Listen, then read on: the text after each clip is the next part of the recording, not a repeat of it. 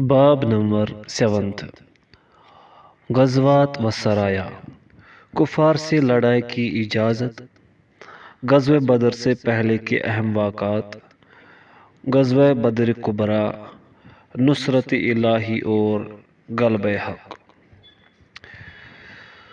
کفار سے لڑائی کی اجازت۔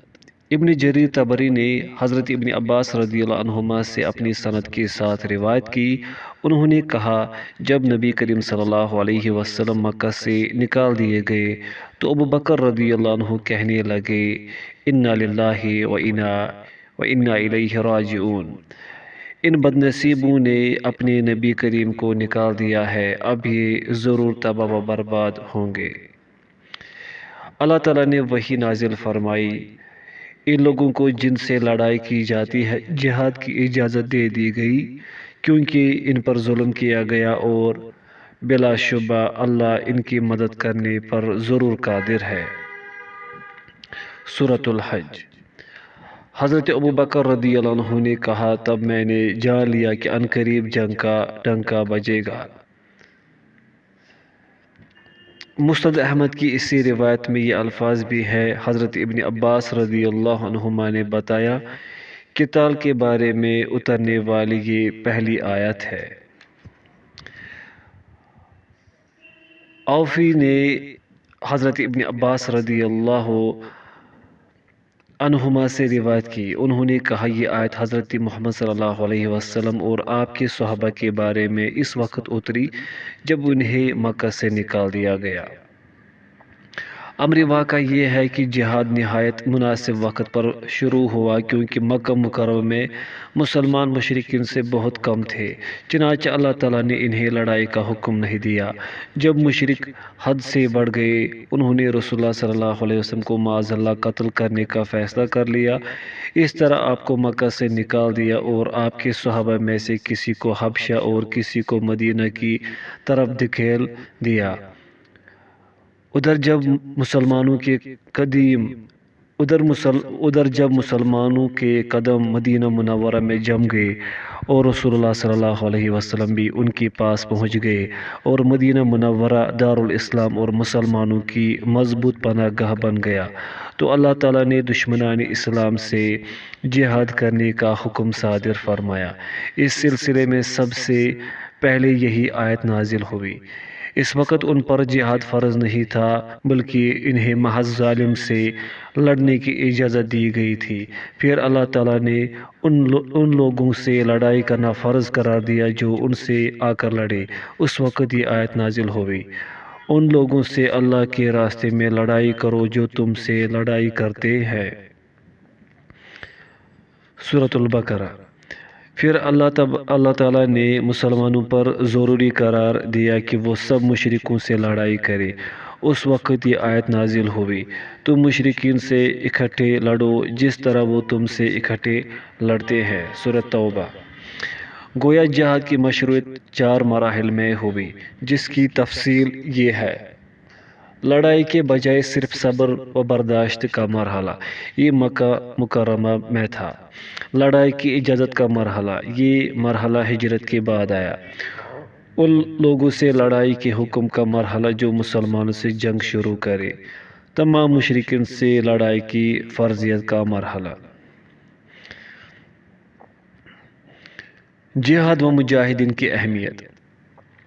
رسول اللہ صلی اللہ علیہ وسلم کی بہت سی احادیث جہاد اور مجاہدین کی فضیلت کے بارے میں ہیں، چاہے وہ جہاد جان کے ساتھ ہو یا مال کے ساتھ، ہاتھ کے ساتھ ہو یا زبان کے ساتھ۔ نیز آپ صلی اللہ علیہ وسلم نے شہادت کے معنی بھی بہت وسیع کر دیے ہیں۔ ہم اس سلسلے میں بطور مثال چند احادیث پیش کرتے ہیں۔ کتاب اللہ میں جہاد سے متعلق آیت ان کے علاوہ ہے۔ اللہ تعالیٰ کے راستے میں جہاد کرو کیونکہ جہاد فی سبیل اللہ جنت کے دروازوں میں سے ایک دروازہ ہے۔ اللہ تعالیٰ جہاد کے ذریعے سے ہر قسم کے غم و فکر سے نجات عطا فرماتا ہے۔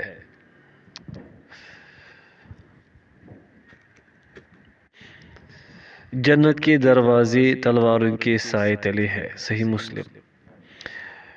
شیطان انسان کے سامنے ہر راستے پر بیٹھتا ہے، وہ جہاد کے راستے پر بھی بیٹھتا ہے، اس سے کہتا ہے تو مارا جائے گا، تیری بیوی کسی اور کے نکاح میں چلی جائے گی، تیری وراثت تقسیم کر لی جائے گی۔ پھر آپ صلی اللہ علیہ وسلم نے اسلام اور ہجرت کا ذکر فرمایا اور آخر میں فرمایا جس نے شیطان کے بہکانے کے باوجود یہ کام کر لیے اللہ تعالیٰ اس کے لیے جنت کا ضامن ہے۔ مجاہد وہ ہے جو اللہ تعالیٰ کی خاطر اپنے نفس کی خواہشات کا مقابلہ کرے۔ حضرت معاذ بن جبل رضی اللہ عنہ نے کہا ہم غزوہ تبوک میں رسول اللہ صلی اللہ علیہ وسلم کے ساتھ تھے۔ میں نے درخواست کی اللہ کے رسول جہاد کے متعلق مجھے کچھ بتائیے۔ آپ نے فرمایا اسلام کی چوٹی جہاد فی سبیل اللہ ہے۔ دو اوقات ایسے ہیں کہ ان میں دعا رد نہیں ہوتی یا کم ہی رد ہوتی ہے، اذان کے وقت کی دعا اور جنگ کے وقت کی دعا، جب ایک دوسرے کو گاجر مولی کی طرح کاٹا جا رہا ہو۔ حضرت ابو ذر رضی اللہ عنہ سے روایت ہے کہ میں نے پوچھا اے اللہ کے رسول کون سا عمل افضل ہے؟ آپ صلی اللہ علیہ وسلم نے فرمایا اللہ تعالیٰ پر صدق دل سے ایمان رکھنا اور اس کے راستے میں جہاد کرنا۔ حضرت ابو ہریرہ رضی اللہ عنہ نے فرمایا ایک آدمی رسول اللہ صلی اللہ علیہ وسلم کی خدمت عالیہ میں حاضر ہوا اور کہنے لگا اللہ کے رسول مجھے کوئی ایسا عمل بتا دیجئے جو جہاد کے برابر ہو۔ آپ صلی اللہ علیہ وسلم نے فرمایا میں ایسا کوئی عمل نہیں پاتا۔ پھر فرمایا کیا تم ایسا کر سکتے ہو کہ جب کوئی مجاہد جہاد کے لیے نکلے تو تم اپنی مسجد میں داخل ہو جاؤ اور عبادت شروع کر دو، کوئی وقفہ نہ کرو اور روزے رکھنے شروع کر دو، کوئی ناغہ نہ کرو حتیٰ کہ وہ مجاہد واپس آ جائے۔ وہ کہنے لگا میں اس کی طاقت نہیں رکھتا۔ حضرت ابو ہریرہ رضی اللہ عنہ نے فرمایا مجاہد کا گھوڑا اپنی دراز رسی میں اکیلا ہی ٹاپتا پھرے تب بھی مجاہد کے لیے نیکیاں لکھی جاتی ہے۔ اللہ تعالیٰ کے راستے میں جہاد کرنے والے کی مثال حقیقت میں اللہ تعالیٰ ہی جانتا ہے۔ کون اس کے راستے میں جہاد کرنے والا ہے؟ اس شخص کی طرح ہے جو مسلسل عبادت کرتا رہے، مسلسل روزہ رکھتا رہے۔ جو شخص اللہ تعالیٰ کے راستے میں جہاد کو جاتا ہے اللہ تعالیٰ اس کا ضامن ہے کہ اگر وہ جہاد میں شہید ہو گیا تو اللہ تعالیٰ اسے لازماً جنت میں داخل کرے گا ورنہ اسے اجر و غنیمت کے ساتھ صحیح سالم واپس لائے گا۔ حضرت ابو سعید خدری رضی اللہ عنہ سے منقول ہے کہ ایک آدمی نے رسول اللہ صلی اللہ علیہ وسلم سے پوچھا اللہ کے رسول لوگوں میں سے افضل کون ہے؟ آپ نے فرمایا وہ مومن جو اپنی جان و مال کے ساتھ جہاد کرتا ہے۔ لوگوں نے پوچھا پھر کون؟ فرمایا وہ مومن جو کسی پہاڑی گھاٹی میں الگ تھلگ رہتا ہے، اللہ تعالیٰ سے ڈرتا ہے اور لوگوں کو اپنے شر سے محفوظ رکھتا ہے۔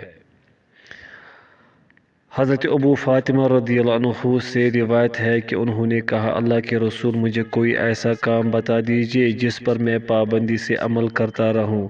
فرمایا اللہ تعالیٰ کے راستے میں جہاد کیا کرو، کوئی اور عمل اس جیسا نہیں۔ جو شخص اس حال میں فوت ہوا کہ کبھی جنگ پر نہیں گیا نہ اس کے دل میں جہاد کی خواہش ہوئی وہ ایک قسم کے نفاق پر مرا۔ اللہ تعالیٰ نے فرمایا جو شخص اللہ کے راستے میں جہاد کرتا ہے میں اس کا ضامن ہوں، اگر میں نے اس کی روح قبض کر لی تو اسے جنت عطا کروں گا اور اگر میں نے اسے واپس آنے کا موقع دیا تو اسے اجر و غنیمت کے ساتھ واپس لاؤں گا۔ اللہ تبارک و تعالی نے فرمایا ہے جو شخص خالص اللہ تعالیٰ کی رضامندی حاصل کرنے کے لیے اس کے وعدوں کی تصدیق کرتے ہوئے اور اس کے رسولوں پر ایمان رکھتے ہوئے اس کے راستے میں جہاد کے لیے نکلے گا اللہ تعالیٰ پر لازم ہے کہ اسے اسلامی لشکر میں جیسے بھی موت آ گئی تو اس سے لازماً جنت میں داخل کرے گا، یا پھر وہ اللہ تعالیٰ کی پناہ اور نگرانی میں جتنا عرصہ بھی چلے پھرے اسے اجر و غنیمت کے ساتھ اس کے گھر والوں کے پاس صحیح سالم واپس لائے گا۔ آپ صلی اللہ علیہ وسلم نے فرمایا، جو شخص اللہ تعالیٰ کے راستے میں گھر سے نکلا پھر وہ طبعی موت مر گیا یا جنگ میں مارا گیا وہ شہید ہے۔ جس شخص کو اس کے جانور نے گرا کر اس کا منکا توڑ دیا یا اسے کسی موذی کیڑے نے ڈس لیا یا وہ اپنی بستر پر جیسے بھی مر گیا وہ شہید ہوگا اور اس سے جنت ملے گی۔ اللہ تعالیٰ کے راستے میں صبح تھوڑی دیر کے لیے لڑائی کو جانا یا شام کو کچھ وقت کے لیے لڑائی کو جانا دنیا اور دنیا کی ہر چیز سے بہتر ہے۔ جس نے اللہ تعالیٰ کے راستے میں کچھ بھی خرچ کیا اسے اس کا 700 گنا ثواب ملے گا۔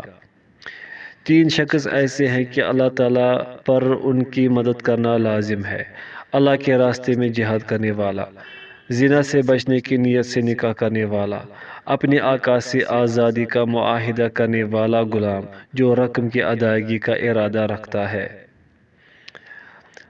حضرت ضحاک بن ابی جبیرہ سے روایت ہے کہ انہوں نے کہا، انصار صدقات کیا کرتے تھے اور عطیات دیا کرتے تھے۔ خشک سالی ہو گئی تو انہوں نے صدقات و عطیات روک لیے۔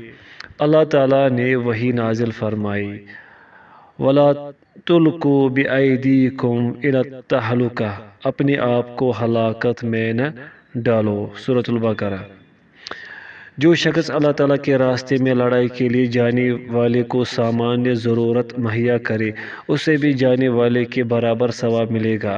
جو شخص اللہ تعالیٰ کے راستے میں لڑائی کے لیے جانے والے کے گھر بار کی ذمہ داری لے اور ان کے اخراجات پورے کرے اسے بھی جانے والے کے برابر ثواب ملے گا۔ جو شخص جہاد پر جانے والے کے لیے سامان مہیا کرے یا اس کی عدم موجودگی میں اس کے گھر بار کی ذمہ داری قبول کرے یوں سمجھو وہ بھی جنگ کے لیے گیا۔ ایک روایت میں ہے، جو شخص اللہ تعالیٰ کے راستے میں لڑائی کے لیے جانے والے کو سامان مہیا کرے گویا وہ بھی جنگ پر گیا، اور جو شخص اللہ تعالیٰ کے راستے میں جانے والے کسی شخص کے گھر بار کے اخراجات کی ذمہ داری اچھے طریقے سے پوری کرے گویا وہ بھی جہاد پر گیا۔ جو شخص اللہ تعالیٰ کے راستے میں اپنے مال سے 2 قسم کی چیزیں یا جوڑا دے اسے جنت کے تمام دروازوں سے دخول جنت کی دعوت دی جائے گی جبکہ جنت کے 8 دروازے ہیں۔ جو شخص اہل جہاد میں سے ہوگا اسے جہاد والے دروازے سے جنت میں بلایا جائے گا۔ جس شخص نے نہ تو کسی غازی کو سامان مہیا کیا، نہ خود جنگ پر گیا، نہ کسی غازی کے گھریلو اخراجات کا ذمہ دار بنا، اللہ تعالیٰ اسے قیامت اس کی موت کے دن سے پہلے کسی نہ کسی زبردست آفت میں مبتلا کرے گا۔ مجاہدین کی بیویاں گھر بیٹھ رہنے والوں کے لیے ان کی ماؤں کی طرح قابل احترام ہے۔ جو شخص کسی مجاہد کے گھر میں خیانت کا ارتکاب کرے گا اللہ تعالیٰ اسے قیامت کے دن مجاہد کے سامنے کھڑا کرے گا کہ اس کی نیکیوں میں سے جتنی نیکیاں چاہو لے لو، کیا خیال ہے وہ کوئی نیکی چھوڑ دے گا؟ قسم اس ذات کی جس کے ہاتھ میں میری جان ہے، فرض نماز کے علاوہ جہاد فی سبیل اللہ سے بڑھ کر کوئی کام افضل نہیں جس میں کسی شخص کے قدم یا چہرہ غبار آلود ہوں۔ ایسا ہرگز نہ ہوگا کہ کسی شخص کے قدم اللہ کے راستے میں غبار آلود ہوں پھر اسے جہنم کی آگ لگے۔ کسی مسلمان شخص کے پیٹ میں غبار فی سبیل اللہ اور جہنم کا دھواں اکٹھے نہیں ہو سکتے۔ ایسا کبھی نہ ہوگا کہ کسی صاحب ایمان شخص کے پیٹ میں جہاد کا غبار اور جہنم کا دھواں اکٹھے ہو جائے۔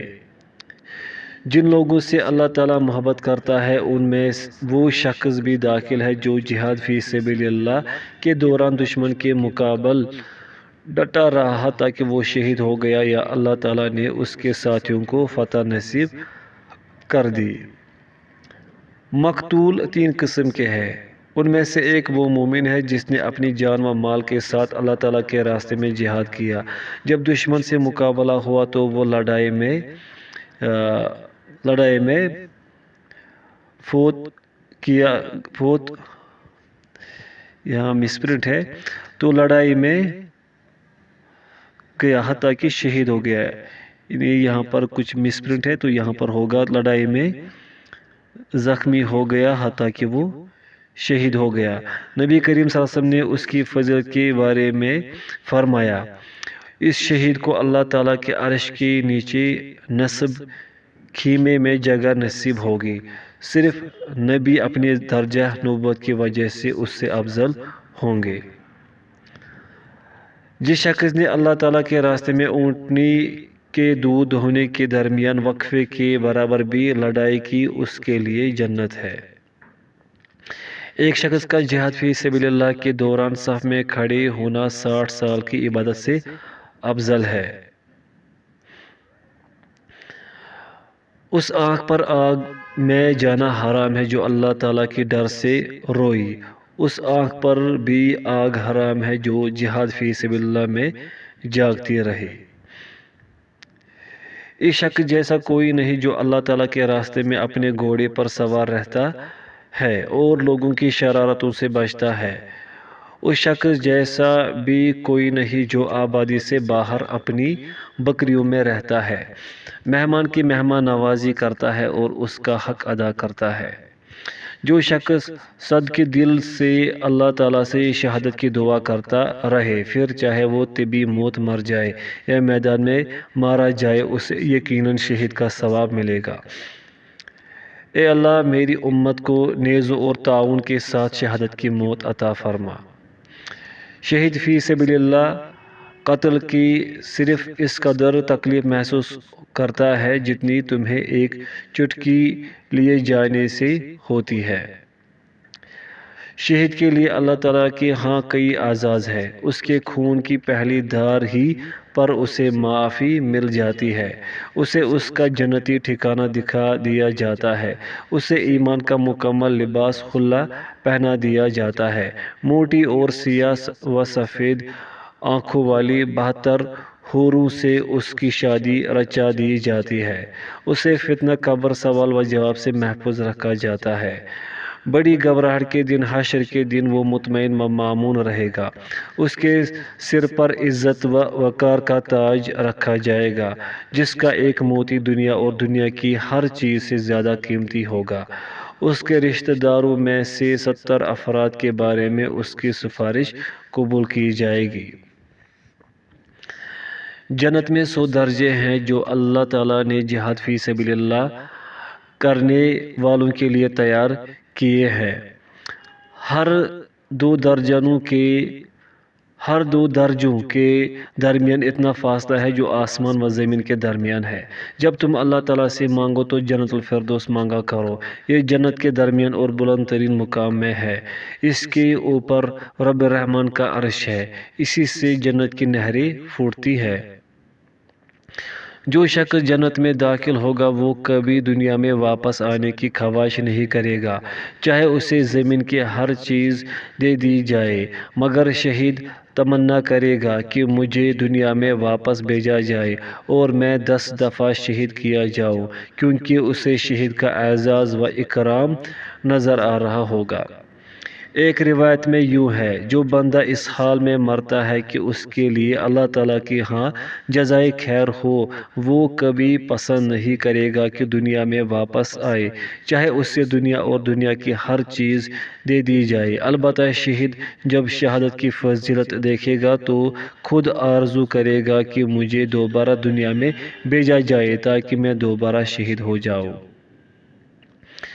جو مومن میدانی جنگ میں دشمن کے خلاف صف آرا ہوتے ہیں اور منہ نہیں موڑتے حتیٰ کہ شہید ہو جاتے ہیں، وہ جنت کے بلند و بالا چوباروں میں خوش طبعی سے پھریں گے۔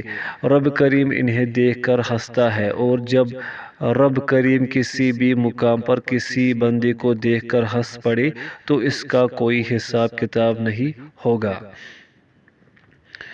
جب انسان مر جاتا ہے تو اس کے ہر نیک عمل کی تحریر رک جاتی ہے، مگر جو شخص اللہ تعالیٰ کے راستے میں سرحد پر مستعد بیٹھا رہتا ہے اس کا عمل اس کی موت کے بعد بھی جاری رکھا جاتا ہے، اور حساب کتاب کے دن تک اس کا رزق اسے پہنچتا رہتا ہے۔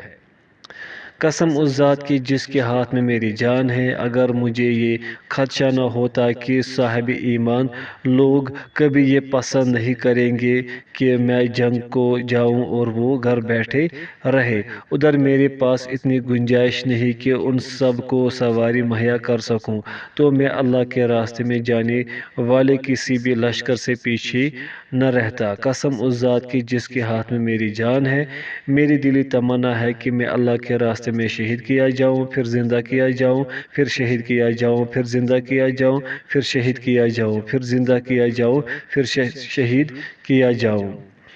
شہداء 5 قسم کے ہیں: طاعون سے مرنے والا، پیٹ کی تکلیف، ہیضہ وغیرہ سے مرنے والا، ڈوب کر مرنے والا، دیوار وغیرہ کے نیچے دب کر مرنے والا، اللہ تعالیٰ کے راستے میں شہید ہونے والا۔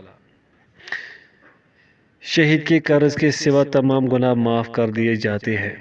جو شخص صدقے دل سے اللہ تعالیٰ سے شہادت مانگے، اللہ تعالیٰ اسے شہداء کے مراتب تک پہنچائے گا، چاہے وہ اپنے بستر ہی پر مرے۔ غزوہ بدر سے پہلے کے اہم واقعات، غزوات و سرایا کے مقاصد۔ اللہ تعالیٰ نے نبی کریم صلی اللہ علیہ وسلم اور مومنین کو لڑائی کی اجازت دی تو انہوں نے قریش کے ظلم و ستم کے مقابلے کے لیے تیاری شروع کر دی۔ قریش کے علاوہ کچھ اور لوگ بھی قریش جیسا ذہن رکھتے تھے، ان کی پیش بندی بھی ضروری تھی۔ قریش نے مسلمانوں کو باور کرانے کی کوشش کی کہ ہم لوگ مدینہ میں بھی اثر و رسوخ رکھتے ہیں۔ اس کے جواب میں مسلمانوں نے بھی قریش پر یہ واضح کرنا ضروری سمجھا کہ اب ہم اتنے کمزور نہیں رہے جس قدر قریش سمجھ رہے ہیں۔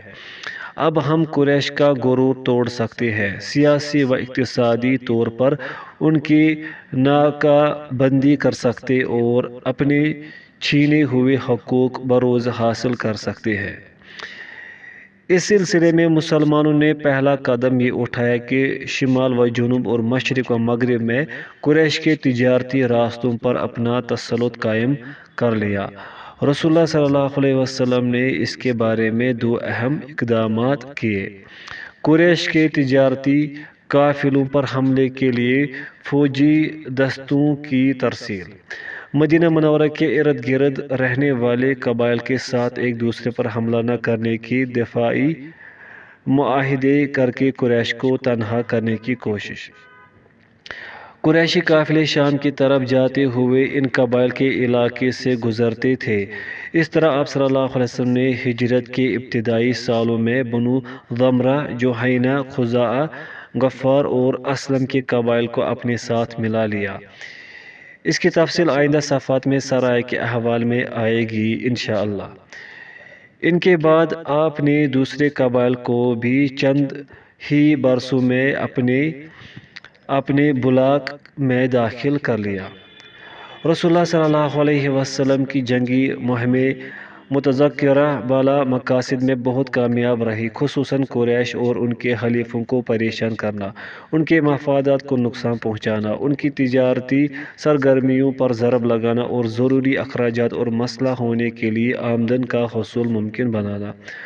ان جنگی کارروائیوں کا سب سے بڑا فائدہ یہ ہوا کہ دشمنوں کو پتہ چل گیا کہ مسلمان انہیں روکنے کی صلاحیت رکھتے ہیں۔ ان اقدامات کے نتیجے میں اسلامی فوجوں کو فوجی تربیت، جنگی مشقوں، دشمنوں کی نبض ٹٹولنے، صحرائی راستوں اور دشمنوں کے حالات سے واقفیت رکھنے کے نئے اسلوب معلوم ہوئے۔ یوں ان کے عسکری تجربے میں پیش بہا اضافہ ہو گیا۔ حاشیہ: غزوہ اور سریہ۔ محدثین اور مورخین اس لشکر کے لیے غزوہ کا لفظ بولتے ہیں جس کی قیادت رسول اللہ صلی اللہ علیہ وسلم نے خود فرمائی ہو، اور جس لشکر کی قیادت کسی صحابی نے کی ہو اسے سریہ کہتے ہیں۔ حاشیہ مکمل ہوا۔ ساحل سمندر کی مہم، سریہ سیف البحر۔ اس مہم کی قیادت حضرت حمزہ بن عبد المطلب رضی اللہ عنہ کے سپرد تھی۔ ان کے ماتحت 30 مہاجرین تھے۔ ان کا مقصد قریش کے ایک تجارتی قافلے کو روکنا تھا جو ابو جہل کی قیادت میں شام سے آ رہا تھا۔ اس میں 300 افراد تھے۔ جب دونوں گروہ آمنے سامنے ہوئے تو لڑائی کے لیے صف بندی ہو گئی، لیکن دونوں گروہوں کا ایک حلیف مجدی بن عمر جہنی آڑے آ گیا۔ یوں لڑائی نہ ہو سکی۔ یہ واقعہ ہجرت کے 7ویں ماہ رمضان المبارک میں پیش آیا۔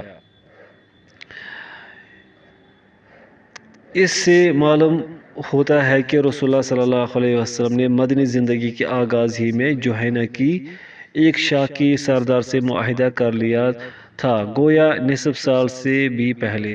اس نکتے کی وضاحت اس حدیث سے بھی ہوتی ہے جو مسند احمد میں حضرت سعد بن ابی وقاص رضی اللہ عنہ سے مروی ہے۔ انہوں نے کہا، رسول اللہ صلی اللہ علیہ وسلم مدینہ تشریف لائے تو جوہینہ کے کچھ لوگ آپ کی خدمت میں حاضر ہوئے اور کہنے لگے، آپ ہمارے درمیان آ کر رہنے لگے ہیں، لہذا ہم سے معاہدہ کر لیجیے تاکہ ہم امن و امان سے آپ کے ہاں آ جا سکے۔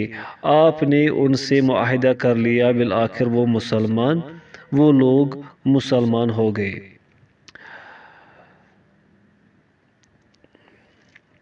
محدث احمد شاکر نے کہا، اس روایت کی سند ضعیف ہے۔ تاریخ کے حوالوں سے کئی ایسے معاہدے ثابت ہیں جو آپ صلی اللہ علیہ وسلم نے جوہینہ کے مختلف شاخوں سے کیے تھے۔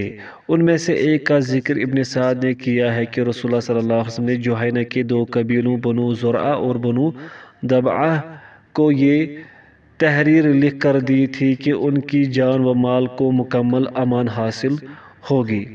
اگر کوئی شخص ان پر ظلم و زیادتی کرے گا یا ان سے لڑے گا تو ان کی مدد کی جائے گی۔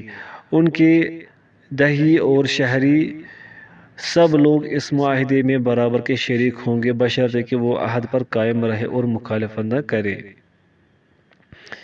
یہ روایت بلا سند ہے۔ اس معاہدے پر سیاسی رنگ غالب ہے کیونکہ اس میں کسی دینی معاملے کی طرف کوئی اشارہ نہیں ملتا۔ باقی رہی وہ دستاویز جو آپ صلی اللہ علیہ وسلم نے عمر بن معبد جوہنی کے نام سے جوہینہ کے 2 قبیلوں بنو خرقہ اور بنو جرمز کو لکھ کر دی تھی، اس میں امان کے لیے دینی فرائض ادا کرنا شرط قرار دیا گیا ہے۔ مزید برآں اس میں غنیمت سے خمس حکومت کو دینے اور سود کی حرمت کا بھی ذکر ہے۔ یہ روایت بلا سند ہے۔ اس سے معلوم ہوتا ہے کہ یہ تحریر غزوہ بدر کے بعد کی ہے، کیونکہ خمس کی فرضیت غزوہ بدر کے بعد اس وقت لاگو ہوئی جب مسلمانوں کو شان و شوکت حاصل ہو چکی تھی۔ وہ قریش کو شکست سے دوچار کر چکے تھے اور پورے جزیرہ نمائی عرب پر اسلام کا پرچم لہرانے کے لیے تیار ہو چکے تھے۔ سود کی حرمت بھی بتدریج نازل ہوئی۔ مکی دور میں اللہ تعالیٰ کا یہ فرمان نازل ہوا، تم سود میں سے جو کچھ قرض دو تاکہ وہ لوگوں کے اموال میں شامل ہو کر بڑھتا رہے، تو وہ اللہ کے ہاں نہیں بڑھتا، اور تم اللہ کا چہرہ چاہتے ہوئے جو کچھ بطور زکوٰۃ دو تو یہی لوگ اپنا مال کئی گنا بڑھانے والے ہیں۔ سورۃ الروم۔ پھر مدنی دور میں سود کی حرمت صریح طور پر نازل ہوئی۔ اللہ تعالیٰ کا فرمان ہے، اے ایمان والو، سود کو دوگنا چوگنا نہ کھاؤ اور اللہ سے ڈرو تاکہ تم فلاح پاؤ۔ سورہ آل عمران۔ وہ آخری آیت جس کے ذریعے سے سود کی حرمت کی قانون سازی مکمل ہوئی یہ ہے: اے ایمان والو، اللہ سے ڈرو اور سود سے جو باقی ہے چھوڑ دو اگر تم ایمان والے ہو۔ پھر اگر تم نے یہ نہ کیا تو اللہ اور اس کے رسول کی طرف سے ایک بڑی جنگ کے لیے خبردار ہو جاؤ، اور اگر تم توبہ کرتے ہو تو تمہارے لیے تمہاری اصل مال ہے، نہ تم کسی پر ظلم کرو اور نہ تم پر ظلم کیا جائے۔ سورۃ البقرہ۔ رسول اللہ صلی اللہ علیہ وسلم نے اوسجہ بن حرملہ جوہنی اور جوہینہ کے ایک قبیلے بنو شنخ کو بھی 2 تحریر لکھ کر دی تھی، جن میں انہیں کچھ جاگیر دینے اور کچھ علاقوں پر ان کی اقتدار کا حکم تھا۔ اس کے علاوہ ان دونوں تحریروں میں کوئی اور بات نہیں۔